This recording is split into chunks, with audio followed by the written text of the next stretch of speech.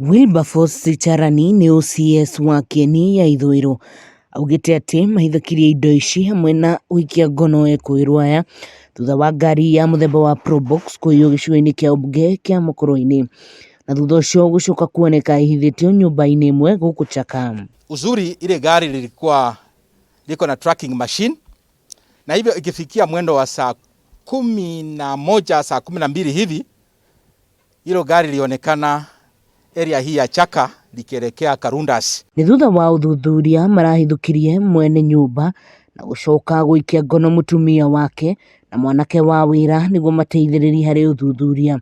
Maracokire kũhithũkia indo ingĩ cia ngari cia makĩria ma milioni 1 cihithĩtio duka-inĩ imwe.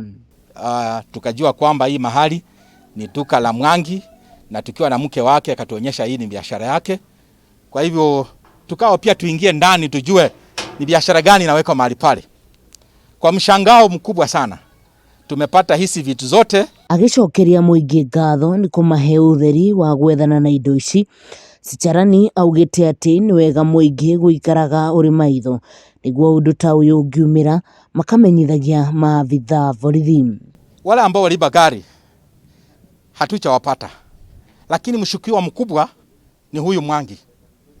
Nimejua jina yake tu mmoja anaitwa Mwangi, kwa sababu huyu Mwangi hizi vitu zimepatikana kwa nyumba yake, so ni yeye ajitokeza atuambie hizi vitu ziliingiaje kwa nyumba yake. Ngĩribotera Kameme TV kuma itũra rĩa Chaka nĩ gĩcigo-inĩ kĩa ũmbunge gĩa Kieni kaunti-inĩ ya Nyeri, niĩ njĩtagwo Wahũ wa Ngũgĩ.